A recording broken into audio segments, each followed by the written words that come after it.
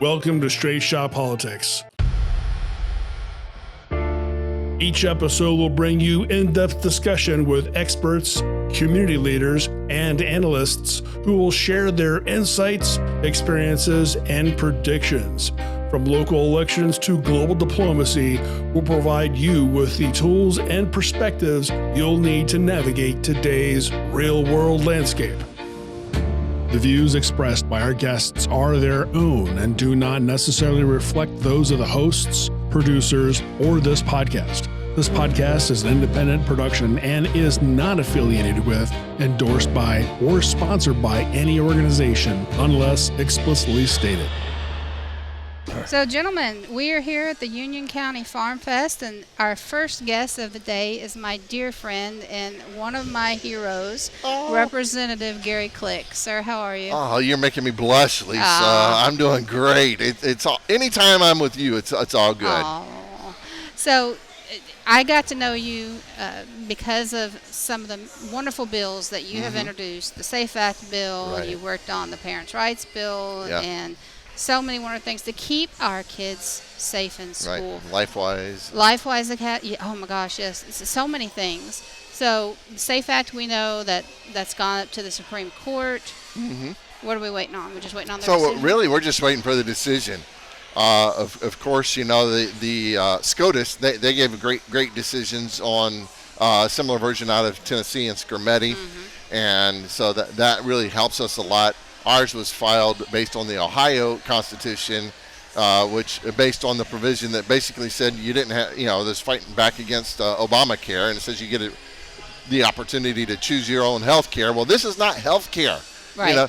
Any more than a lobotomy is a health care, or any more than FGM, a female genital mutilation, which has been banned in Ohio. This is destructive to children. It permanently mutilates these children. It disables them. And this is not health care. This is, it's an atrocity is what it is. I expect that we're going to prevail in that. All the arguments have been made. But you know how the courts are. They usually wait. They've got their own timeline about when they release their decisions. And so we're still waiting on that. And they can't tell us anything. We can't ask them anything. Right. Because there's a separation of powers and so forth. But it's got to come down sometime soon before the end of this term. Yes, and I'm excited that Cleveland Children's, they were fined or agreed to pay $20 million because they admitted that they've been doing those procedures on children that originally all the lefties were saying, no, that's not happening. Right. Any new information out of there? How did that happen? Well, of course, it was a negotiated settlement because they had been doing it, and they were working with the feds on that one. And, of course, here's the thing the Department of Health and Human Services actually borrowed some language in some of their descriptions about sex-rejecting procedures. So they're actually labeling it correctly. There's nothing about gender affirmation there. It's sex-rejecting procedures is what's been happening. And they actually borrowed some of the language out of my bill, 693, which is the Affirming Families First Act, and the way they wrote this out. And I was there at HHS when they delivered their determinations on this. I was invited to be there for that process, and so they have said. In fact, they've contacted some of the people that worked with us on the SAFE Act, some of the medical professionals, to say, okay, what do we need to do? Because they're designating money to help detransitioners find their way back. Good. And that's been a big thing that a lot of the detransitioners, like Chloe Cole, our friend, she would not, the doctor, or Prisha Mosley, the medical profession does not want to help them find their way back. For them, it's always been a one-way street. You can transition, but if you choose to detransition, because they say transitioning is a matter of life and death. Detransitioning, they say, it is cosmetic, and that's crazy talk. Yeah. And so now we've always said this is going to be, someday we're going to look back on this like the lobotomy, and that's finally starting to take place. People are waking up to how crazy that is, and we're getting back to, we're going to get back to normal. There's still some abnormal people out there who are screaming, shouting, and saying all kinds of crazy stuff, but by and large, the country is with us. No, that's crazy. there's talk about an enthusiasm gap, right, with this election, midterm election coming up. Just there's a lack of excitement because, it's been a rough couple years. But talk about how important this election is, especially when you're talking about Amy Acton. You're talking about Allison Russo becoming Secretary of State. You're talking about, they're going to be all that trust the science garbage that we know now on Capitol Hill is an absolute joke and a lie. So talk about the importance of, because of what, if they got in power and they had the ability, they would try to put an end and reverse everything you guys have worked hard to keep our kids safe from. They would actively try to re-implement these policies. And I've got a budding soccer superstar. Okay, well, listen, I will be damned if she's ever going to get on the field with a biological boy. Right. And I'm afraid if we don't get out and vote, we don't take this election seriously, we don't keep the state legislature red, the consequences, I really don't think people are prepared. There's no time for apathy when you realize how much is at stake for the future of our children. The price of liberty is eternal vigilance. We can never let up off the gas pedal. We can't even tap that brake one time. We've got to be full steam ahead. And just because, and here's the problem, is sometimes we think, okay, we won that battle, now we can relax. There's never a time to relax. And here's what's crazy, is Amy Acton actually said, quote unquote, that she was going to support the results of my bill. This is, boys can't play in girls' sports. And she actually used that language. And the Democrats blasted her. They punished her for that. And they said, you can't say that. And then another group of Democrats said, oh, you can't criticize her. But really, they said the quiet part out loud is they will never give up on insanity. Insanity is their motto. Insanity is their logo. Insanity is their mainstream thought for the Democrat Party. Yeah. And if you give them the chance, they will always go back to insanity. They will never find sanity. It's not in their DNA. Insanity is what they are all about. And if you want to go back there, if you want to have boys playing in girls' sports, if you want them to try to overturn the SAFE Act and start mutilating kids again, or any other crazy ideas, I mean, if you want Fauci in a skirt, you just let up. That's good. That's good. Introduce your campaign manager here. So great. I'm so thrilled and honored to have Clayton Sosa working my campaign with me back in the 88th House District. Clayton is just a stand-up guy, young man, Christian. Hey, Jay, how you doing, buddy? I didn't know you guys were on. Sorry. Jay Edwards, I think he'll be on here in a little bit. Yep. He's going to be our next treasurer, fantastic guy. And but anyway, Clay is a public school teacher in his real life, but he's taken some time off during the summer to work on the campaign and to help. He's a good conservative Christian, loves the Lord, and he's been out helping me knock on doors in Seneca and Sandusky counties, and he's doing an amazing job. So, welcome. Yeah, thank you for the introduction, Gary. I really appreciate that. The campaign's going really well. You're loved all over both counties. 90% of the people that I talk to, very happy with what you're doing, and I'm happy to be on board. So thank you very much. I know you up there in Seneca County are good people. My wife's from Tiffin. And that's where I've been knocking so far mostly. A lot of the neighborhoods around Heidelberg. So, yeah. Yeah, my wife went to Bascom Hopewell Loudon High School. So there you go. All right. That's how local she is. Hey. But there's a lot of good patriots up there, so I'm glad to hear the campaign's going. You're so you're young, man. You're a young buck, and it's so good to see somebody like you.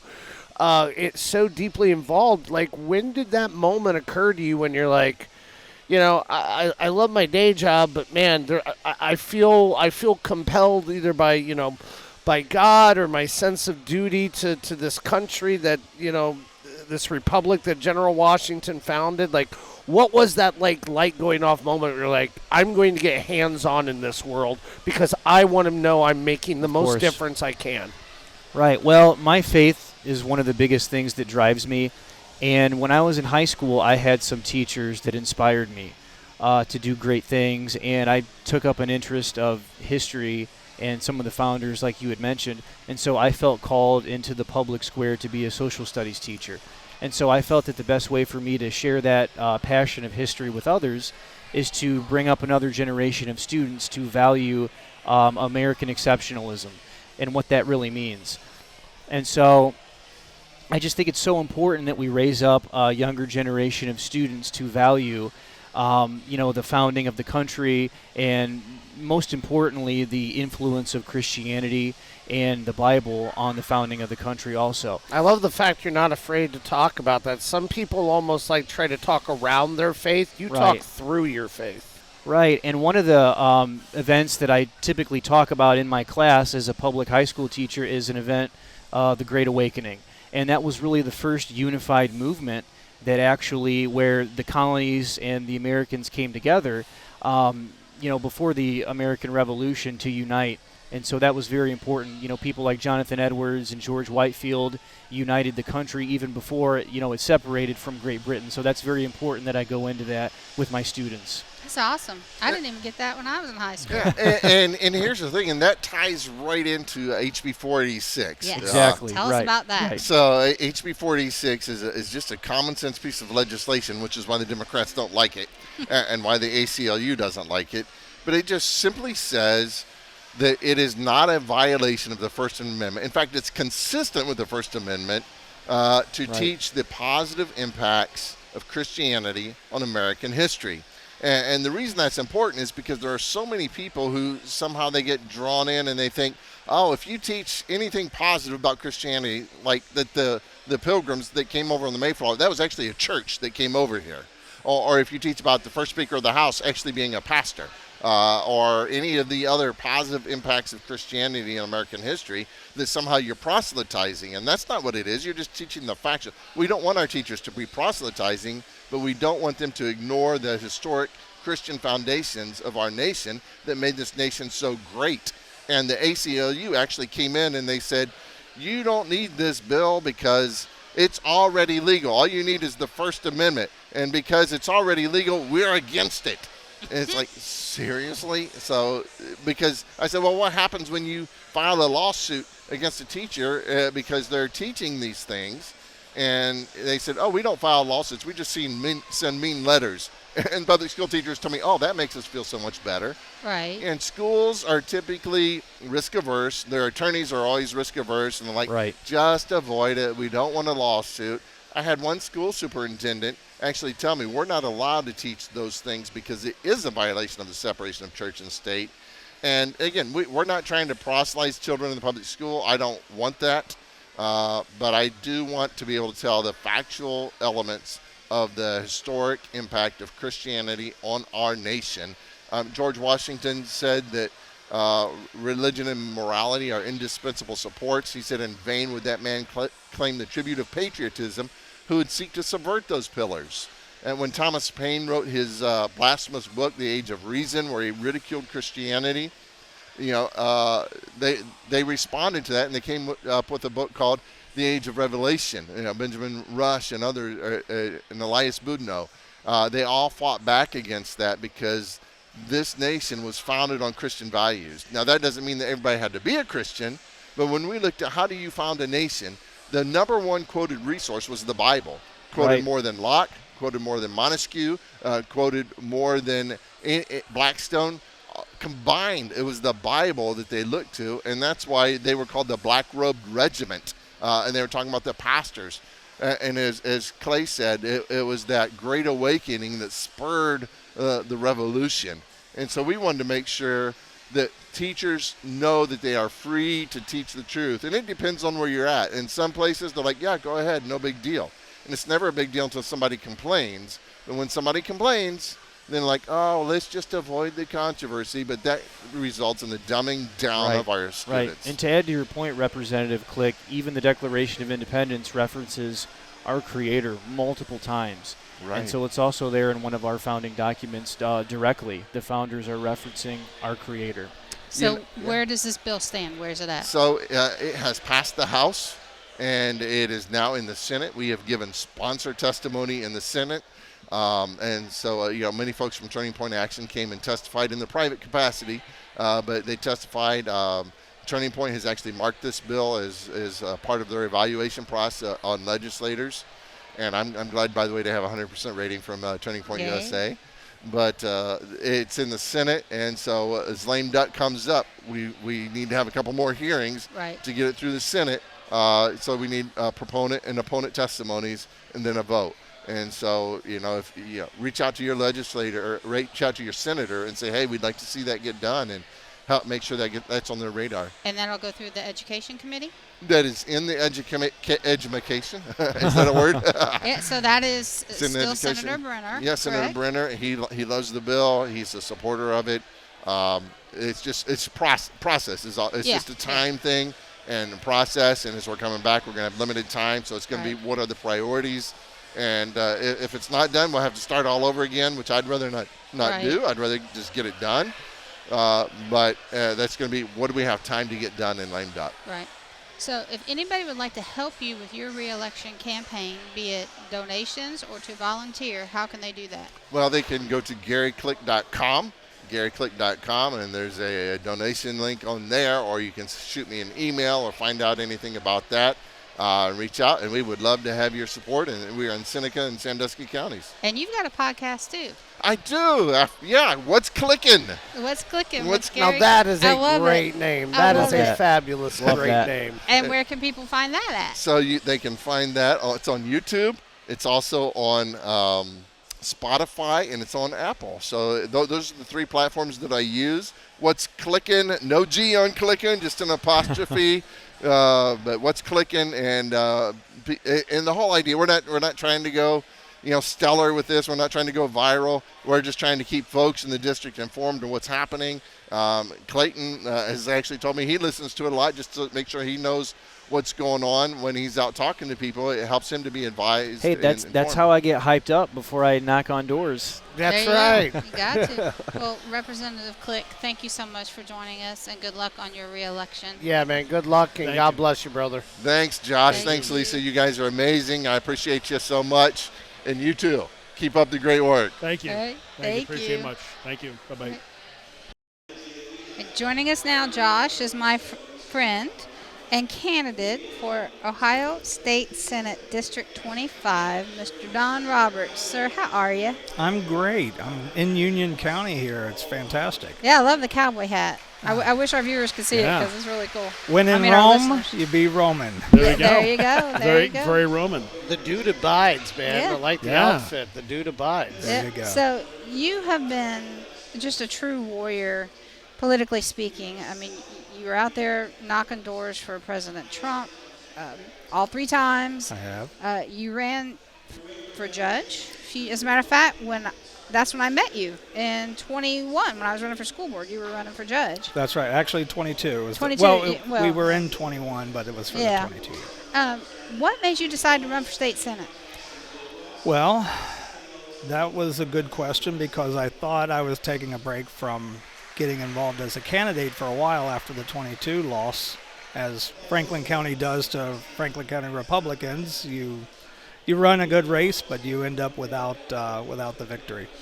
So I thought I was going to be out of it for a while, but then my opponent actually showed what he's done for 4 years, and out of his 4-year term, he was able to make the Buckeye the candy of the state. So let's give him some level of kudos for that.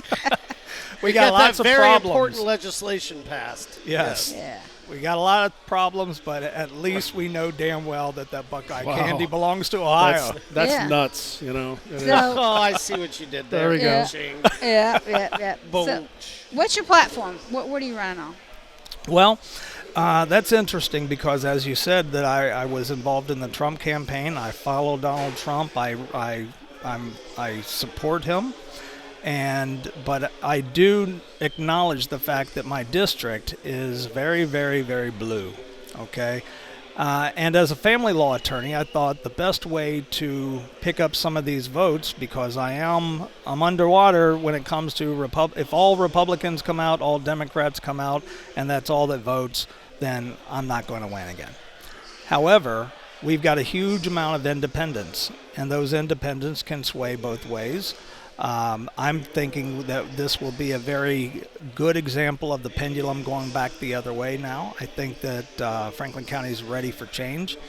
And in my opinion, I can't go around running around with a MAGA hat on and expect to get votes in the Hilltop, okay?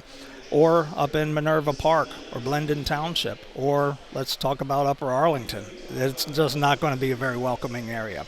So what I did was I used family law and what I know to help me with that. So one of the things I'm looking to do is expand on expungement. So that's a job creation thing. I'm waiting on my endorsement from the FOP. I'm crossing my fingers that I'm winning their endorsement again, which I got when I was running for judge. As an ex-police officer, you can understand that I hold that endorsement in very, very high esteem. So I'm very much anticipating that and hoping for that to happen. But some people say, well, you're wanting to expand on expungements, but you're pro-police, and how does that work? And I think that's an important factor here, because people think, well, police just want to arrest bad guys and put them away forever, and that's not really the case. The idea of sort of the second chance, we're a country, a state, a locality of second chances and rehabilitation. So although, and OVIs are a perfect example. The OVI is, you get an OVI. If you're convicted, you lose your license for a period of time, but you can do that 3-day driver intervention program that's not even jail time. It's instead of jail time. And go to the hotel, as they call it. It's like, oh, you got to take a trip to the hotel? Yeah, you got to go to the hotel. The 3-day Holiday Inn vacation. Exactly. I've heard some people I know, I won't say who, mention, like, what happened? Where were you? I had to go to the hotel. So that would not be something that I would say, oh, yeah, you do the 3-day program, you're eligible for expungement. Right. I say that what we would need to do is incorporate probation department into monitoring someone for a period of time to show that they've gone above and beyond in rehabilitation, and they've satisfied the things that a probation officer that's trained to look for people that recidivate and have problems. Drugs, alcohol, all these other problems that create that pattern. But if they are able to accomplish that, I want guys that have a CDL that have done nothing in their life except drive, to now be able to say, I'm not stuck or relegated at McDonald's. Not that there's anything wrong with McDonald's, but if you're a driver and you go from driving, making 6 figures to, the low 5 figures, then you're looking for a change, something that's going to be able to feed your family or pay your child support for that matter. And again, this goes back into my family law experience, that I've seen so many people that have lost that CDL that basically they're in and out of court because they can't afford to pay their child support. They don't have the money to hire an attorney. It's just a very circular pattern. And I don't want to make excuses for anyone, but that does end up being a situation where people recidivate and do criminal acts. So what I'm really hearing, and it's a throwback to the early 2000s in the Bush era, but this concept of compassionate conservatism,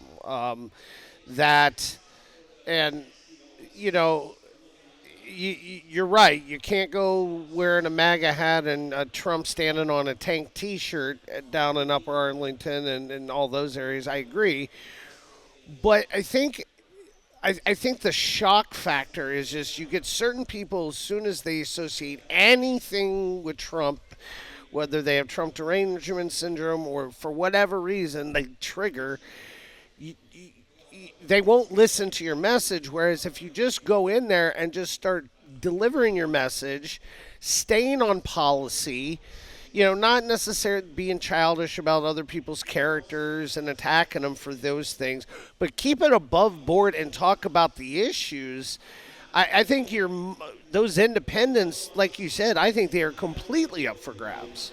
Right, and I think that's exactly why I need to go with something that's a little less one right wing or left wing. It's got to be something that everybody cares about. And expungements and being able to get back to working in an area that you couldn't otherwise do because of a conviction. Exactly. That's important. And I think that increasing your employability works on every side of the fence, and especially these areas that are the independent vote.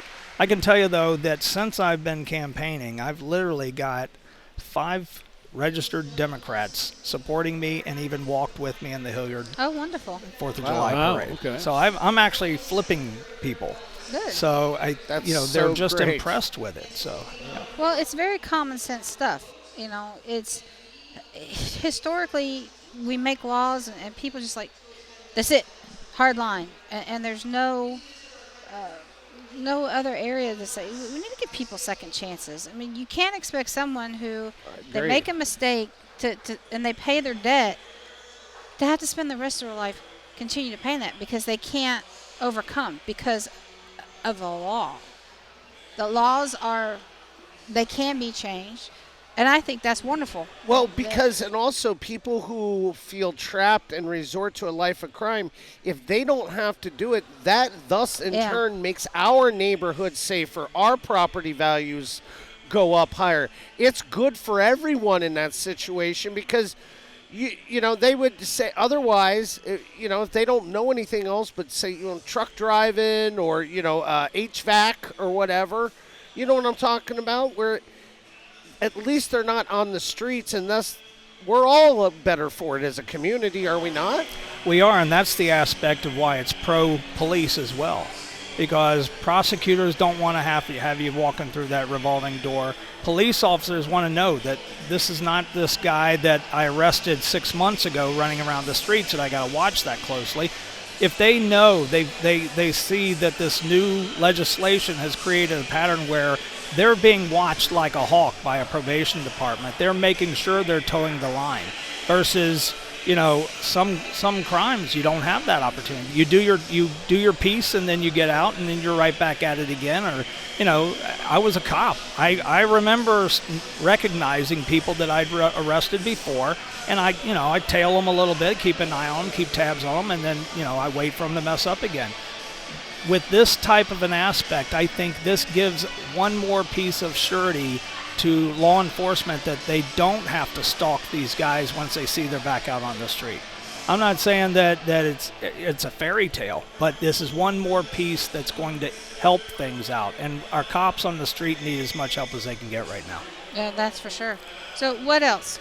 Well, another area is equalization of parental rights. And someone that looks it up or Googles it, they might see Ohio is a equal rights fathers and mothers state, which is 100% false. I can tell you as a family law attorney. Fathers get lip service as to their rights, but when it comes down to it, they're still looked at as that weekend dad that's a walking paycheck.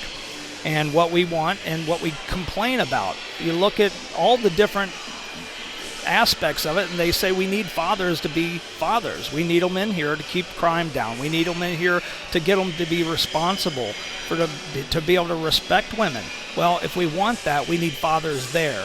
And to give them more than every other weekend and alternating holidays is not enough. We need to really focus on shared parenting, and the way to do that, in my opinion, is to limit the ability of what's called guardian ad litems. And anyone that's had anything to do with family law, divorces, custody, child support, they know this.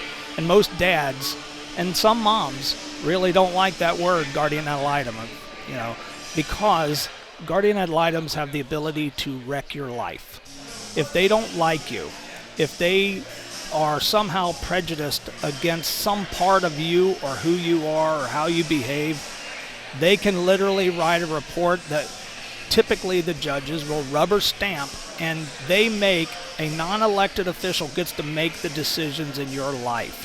To me, I want legislation to go into place that's going to say that before a judge can rubber stamp a guardian ad litem's report and make that the law for this family, they need to do what's called a findings of fact and conclusions of law that say, here's why I'm going with this guardian's report. There's so many things that non-attorneys don't realize, like guardians can submit hearsay in their report, stuff that they just say they heard in their investigation. Whereas me as the attorney on the other side representing mom or dad, I can't just walk in there and say this person said this. They got to be in there to testify, and I got to show proof that they said it. Guardians don't. They can just say I went and talked to the teachers and they hate the dad or they hate the mom. And that's it. They don't have to prove it. And the court can say we're going to find in favor of mom because the guardian said the teachers don't like dad. All right, so to me, we need to really equalize the ability for family rights for fathers and for mothers, because I've had plenty of cases where, for one reason or another, the mom has just somehow walked a little bit off the straight path there, and they are paying for it with losing custody of their kids. So it sounds like to me, Don, your whole platform is based on common sense legislation to help our families. Exactly. And I love it. I do too. Because too many lawmakers, they forget about that. They get caught up, and we see it now on the left. 100%. And the fact that we've now had to, get laws passed to protect parental rights because of things that Democrats have done in our schools and such. So you're a breath of fresh air where that is concerned. Well, I'm with them. If people want to find out more about you, where can they help donate to your campaign or volunteer? Especially if you are in that Franklin County area, if you're in that Worthington, Westerville, snaking on down area, and you're like, hey, I'm looking for a new political home right now because this isn't working out. How can they help Don Roberts? Well, I do have a Facebook presence. I have a Instagram presence, but my website is donroberts4ohio.com. donroberts4ohio.com. And with any campaign, but especially a campaign when the Republican is down in the raw numbers, we need money. Yeah. We need to be able to get those billboards. We need those yard signs, and we need that lit to be able to keep hitting those doors and start to turn some hearts. All right. Don Roberts, candidate for Ohio State Senate District 25. Thank you for being here with us. Thank you, and good luck, brother. Thank you guys for having me. Thank you. All right, a big welcome, Josh, to one of our two Supreme Court Justice candidates, former Judge Colleen O'Donnell. Ma'am, how are you? I'm doing well. Thanks for having me. So how is the campaigning going? It is going well. I have been on the road traveling for about a year and a half now, and I have visited all 88 counties in the great state of Ohio. It has been a pleasure to meet so many good folks in every corner of the state. All 88. Wow, okay. That's a lot of miles. What are you hearing when you go to every 88 counties about the things that they want, that citizens want the Ohio Supreme Court justices to do and protect and uphold? Because there's a lot of different things going on within the state of Ohio that are going to need, Supreme Court, rulings ultimately. What are some of the concerns or things you're hearing as you're in all 88 counties around Ohio? I am satisfied in my conversations with voters all over the state that Ohioans want to elect judges to any level of court in any location or any city across the state. Folks want their judges to confine their roles to simply interpreting the law that's been enacted by the legislature, and to reject this idea that elected judges can legislate from the bench or disregard the statutes, the provisions, whatever at hand that have been already enacted. Right. Folks do not want the law to be unpredictable. I campaign on a judicial philosophy, which I had in my former roles as judges in various courts, where I exercise judicial restraint, and I recognize and honor the three separate co-equal branches of government, which is to say the legislature is tasked with legislating and enacting laws. The judiciary is tasked with simply interpreting those laws. Right. Do you describe yourself as a constitutionalist? Yeah, I think that's a fair statement. I think some of the finer parts of my judicial philosophy include employing textualism or originalism, which is to say when a certain provision or a statute is being interpreted, in my view, and in my previous roles as a judge, I interpret those laws and those words and phrases within the laws and give those words and phrases the same meaning that they had at the time they were enacted. I do not believe, for example, that the Constitution is a living, breathing document and that laws sort of change their meaning as time moves on. No, that makes total sense. That's kind of the definition of, people. I guess here's the difference. I don't know why people would call it like a conservative justice. When you're talking about just upholding and preserving something, interpreting it as it was written and intended, and they say, oh, that's a conservative justice making a call like that.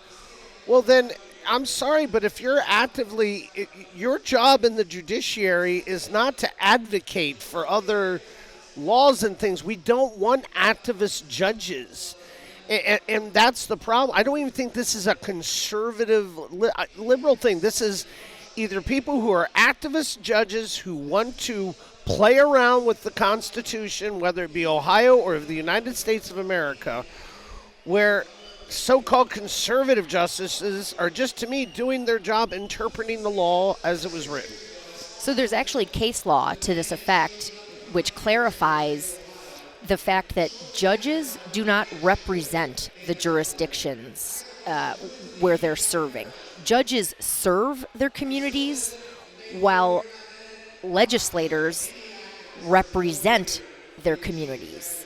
Judges serve, legislators represent. So, for example, in my previous role in the Common Pleas Court, when I was determining an appropriate sentence to impose on a defendant who's been convicted of a crime, for example, let's say she stole a car, it's not the judge's role to say, what would most of my community want me to do? Put her on probation or send her to prison? That is not what judges do. Judges exercise their discretion to craft the sentence that achieves the goals of criminal sentencing, which are written in statute, and they impose the sentence based on their reading of the law, their interpretation, and what is an appropriate sentence for that individual. The legislators, for example, though, they are tasked with making policy, and they are tasked with asking the members of their community, what do we want the law to be in our corner of the state? That's not what judges do. Yeah, I get so frustrated. Of late, there's been quite a few cases, and I'm not going to get into specifics, but just how one side or the other are literally trying to bully judges into ruling the way they think they should be ruling. And that's not, I get so mad. I want to tell these people, look, they have to follow the law. This is not about emotions. Okay, so maybe you're friends with the criminal or the person being convicted. We need to do something. I think our legislators need to pass a law to have more protections for judges, because death threats, we saw what happened to when Supreme Court of the country was working on the abortion issue, Roe v. Wade, with Justice Kavanaugh, the threats at their homes, Amy Coney Barrett. I mean, it's ridiculous. And I hope to God, when you're on the Supreme Court, you don't have to deal with any of that. But we want to keep this brief, and I know we got to wrap this up. But you've got a lot going on with your campaign. So if anybody would like to help you, where can they connect with you? Yes, certainly. We have a website, o'donnellforohio.com. And you can see there an opportunity to sign up for email updates and get in touch with our campaign if you're willing to take a yard sign or help us out distributing yard signs or wear a T-shirt around the neighborhood, for example. We're also on social media at Facebook. It's Colleen O'Donnell for Ohio. And we'd love to have your support and have you follow our travels as we continue the journey, crossing the state to meet as many voters as we can to earn a seat on the Supreme Court of Ohio and retire the last Democrat holding statewide office in Ohio. That sounds And good on to me. September 26th, you're going to be at our Ohio Freedom Rally in Plain City. So if people want to come and hear you speak, and hopefully, I know you like to walk around and shake hands and kiss babies and all that good stuff. you're just a delight, and thank you for being here. Yeah, thank you. Thank you. Good very luck. much. Thank you. I look forward Thank to you. the event. I appreciate the opportunity to join you. Thanks for having me. Absolutely. Thank you. All right, continuing the fun, Josh. Our next treasurer for the state of Ohio, Jay Edwards, is here. Sir, how are you? I'm doing great. You know, when you're here sitting on a farm with American flags flying, it's I feel like I'm at home here in Southeast Right. Ohio, but I'm not in Southeast Ohio, which is great. Yeah. That's awesome. Yes. You've got a very, I thought I had a booming presence. You were loud, and then you got quite the reaction while you Yeah, were up on stage. They love you here in Union County, man. My goal was to fire them up, but that's what we try to do. We got to get people excited. You know, Yeah. I think for far too long we've kind of taken for granted that we're Republicans here in this state. We've got to give people something to be excited about when they're showing up to vote. And I think it's part of the reason why we're having this Republican drop-off in midterm years when Donald Trump's not on the ballot. We got to get people excited and give them something to be excited about. This is an issue has been like my baby for a while this year, and it's the thing that scares me the most is the you call it the enthusiasm gap, the motivation chasm, whatever you want to call it. But I keep trying to remind all my fellow conservatives the implications of not voting. It's not possible. We cannot allow it. If you do not get off your butt and vote, as much as you don't want to, as much as you're like, whatever, I don't really care about this person, it is that important because we have seen this far left run to democratic socialism throughout the nation. If people in Ohio think that is not what is coming, especially when you get Amy Acton and Allison Russo and that whole crowd, that whole leftist crowd involved, the consequences are too big not to go vote, aren't they, Jay? And elections are one of those things you don't get a do-over. We're going to wake up on November the 4th, and we're going to find out who the next chief executive is. We're going to find out whether Donald Trump's going to be impeached or not. We're going to wake up and find out a lot of stuff, and all of a sudden people will say, oh, it's too late. I should have went and voted. I should have did my civic duty. We got to get them excited this year. And so when you're seeing me on stage, I am a younger guy for politics. I'm not young, but I'm a younger guy for politics. I'm trying to get people excited and give people what they want to talk about. You know, even though we are a Republican state, there's been a lot of things that haven't been done as well as I would have liked here in this state. I agree. We have a Somali issue in South Columbus. Yes, we we have do. a Haitian issue in Springfield. We have some of these issues that need addressed. We have Medicaid fraud. We have property taxes where we feel like we're paying rent instead of owning a home. We don't truly have ownership rights, property ownership rights here in the state, which is what our country was founded on, by the way. And, you know, there's some of these things that I don't know why a lot of people won't talk about them. I will talk about them. That doesn't mean we're going to come in and cut property taxes right away or eliminate them. I wouldn't be against it, but that doesn't mean that's what we're going to do. I think what it means is that this is what we're working towards, and I think we're really bad at putting out messaging of saying, here's what we're going to do, and then once we get in there, we got to do it. We got to follow through on the things we're saying we're going to do. So when you joined our podcast a few months ago, Yes. one of the things you talked about that really impressed me was our messaging, especially to the younger people. And we have been hearing a lot this past week about the Democrat Socialists of America and their platform. And they want to eliminate the Senate, the U.S. Senate. They want to increase the number of judges on the U.S. Supreme Court. And, of course, that's just not something they can snap their fingers and do. You know, there's a whole process. But there seems to be so many younger people attracted to this ideology. What do you say to these people? You know, I hate to say this, but I think it's a matter of people have just given up on their government. You know, you think about young people and what they live through. The people, these DSA members and the Mamdanis of the world and the people supporting him, they lived through COVID. They had their high school years shrouded by COVID. They didn't get a senior year or whatever the case may be, or their college years. They've lived through this. They felt like the government's let them down every step of the way. You sit here and look at the issues going on in Ohio. Again, no one will talk about them. How stupid of us would it be for us not to talk about data centers? Right. It's a big issue facing the state. And, you know, I'm not sitting here saying Trump says we need him for national security issues. I trust Trump. I think that's the reason. That doesn't mean we got to roll over and give them property tax abatements and sales tax abatements and all these sorts of things. It doesn't mean the community shouldn't have a say. They should have a say whether one's going in their local community or not. It doesn't mean we shouldn't have precautions to the water treatment and the things that are going to be done on the water side. That doesn't mean you're anti-data center. That just means we're trying to protect communities and make sure we're doing things the right way. These are trillion-dollar companies. By the way, way, the same ones 20 years ago that shipped all our jobs over to China for cheap labor. Why in the world will we roll over and give these people what they want? They have to use our data. They want our cheap natural gas. Let's hold them accountable. Let's make sure they're paying for our fire protection, our police protection. Let's make sure they're lowering our property tax. If we can make it a direct result of their taxes they're paying, lowering people's property taxes, I think you'd find more people open to the idea of data centers going in. But simply rolling over for big tech that censors Republicans and hates us to come in and give them tax breaks. By the way, how about John Kasich giving them a 40-year tax break 20 years ago? Now we're stuck in this here in Ohio, which, by the way, I'm not so sure we're actually stuck on it. I think the legislature and the next governor can do something about it. Something's got to be done, but you notice a lot of Republicans, they don't want to talk about it. And Democrats, they don't want to talk about it. Amy Actis came out and said she's against data centers. I'm not completely against data centers. I think it's got to be something where we got to find the happy medium. We can't just roll over for these companies, and they got to go in places where communities want these things to go. You got to think it's our water they're going to be using. Yes. It's our electricity they're going to be using. Yes. We don't want dirty, polluted water in the state of Ohio, and we don't want our electricity bills to quadruple or continue to go up. So, yes, I agree with you.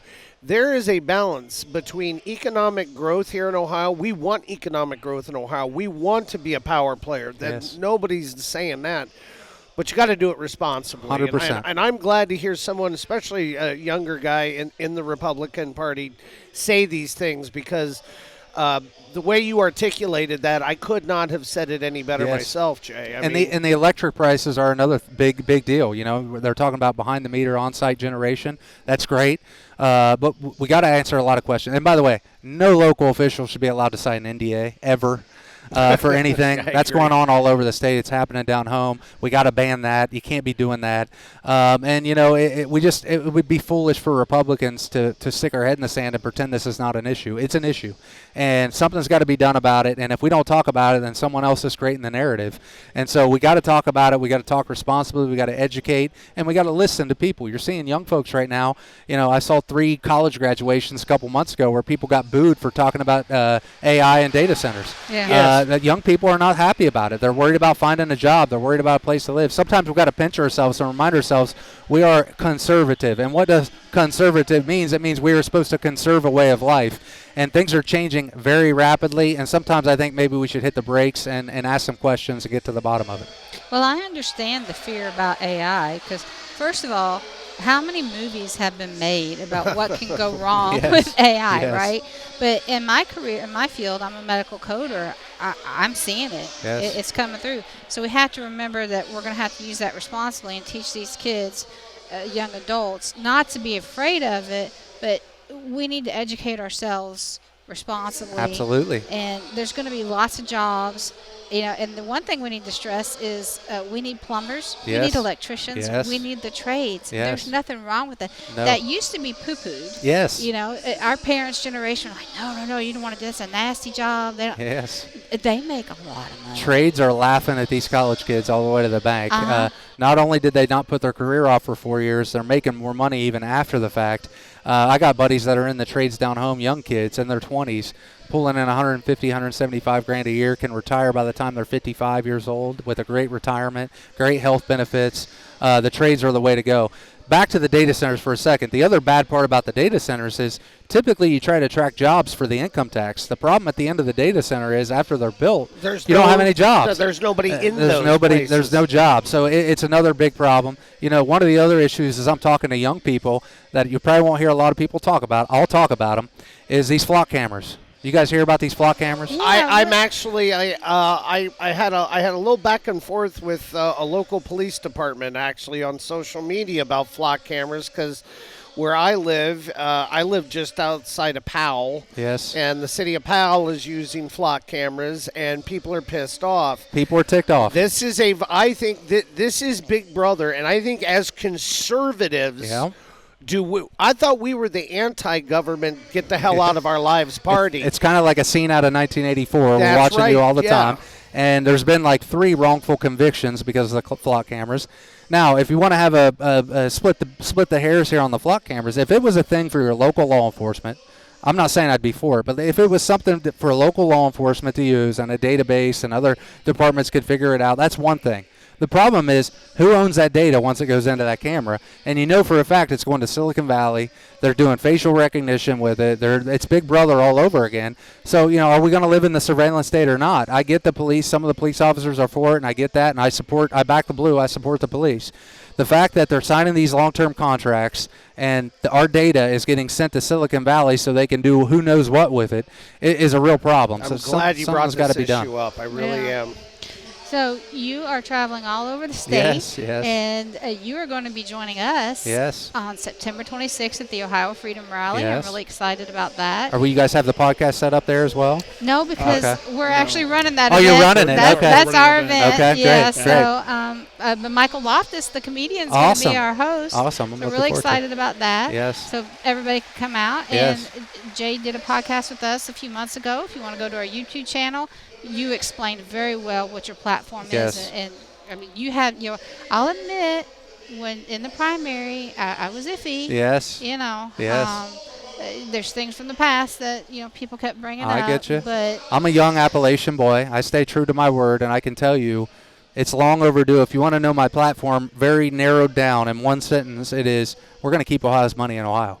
We're not going to let it go out. We're going to run the Ohio checkbook program and make sure we're overseeing. We don't get to choose how the state spends its money, but I can promise you from a statewide position, I don't care if it's the governor, the legislature, the House, the Senate, whoever, if someone's not doing their job or spending money inappropriately or bringing in H-1B visas or talking about Somalis and talking about the Haitians or Medicaid or daycare fraud, you're going to have a statewide candidate that's going to speak up about it loud and clear. I don't attack people, I attack issues, and I'm going to be all over those issues. No wonder you got that endorsement. Yes, the big endorsement. The big endorsement. By the way, happy birthday, J.D. Vance. Today's his birthday. Oh, that's right. Yes. And he's a new daddy again. He's for a new daddy. Time. Yeah, he's a new daddy. And he's got his own new chicken coop. Yes, he does. There at the vice president's house. Yes, he does. That's pretty cool. He brought Ohio to D.C., which he is did. great. Yeah. He did. That's really cool. Yes.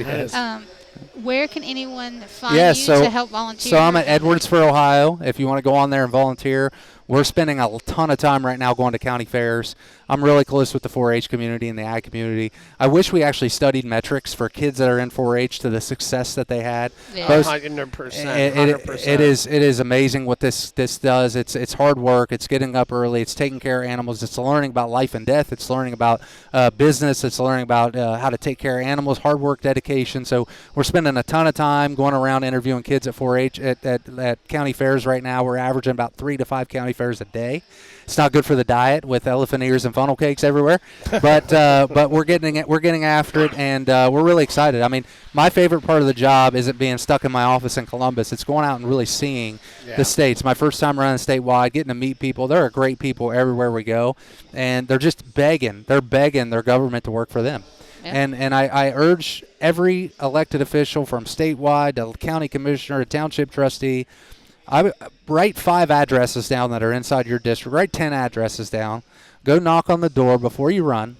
Go sit down with them. Ask them what they care about, what they are. And in 5 years, go back and knock on that door again and ask if you've improved their lives or ask if you've made their life better. It's something all elected officials should do randomly, random addresses, random people, not people you know, not people who are going to tell you what you want to hear. Right. The job of the government is, number 1, to protect its people. And job number 2 is to help Ohioans, to help our people, the people you are there to represent, not these outside entities, not people we're giving tax breaks to, not people we're giving tax abatements to, not people that are trying to come in and pillage our people. That's not what we're into. We need to make sure we protect our people. We need to make sure the government works for our people, and that's it, period. That's what I'm going to do, and that's what I'm going to do as a statewide candidate. Well, I'm excited. Dude, you inspire me. You're a young and up-and-comer. You're going to be a superstar in this state for a long time to come. I mean it, dude. Thank you very much. Yep. You've got the charisma. You've got the brains. You've got the personality. I mean, you got it all, man. So good luck on your journey. Well, if I can win Lisa over, I can win anyone over. So. Thank you very much. I appreciate it. Thank you. Thank you.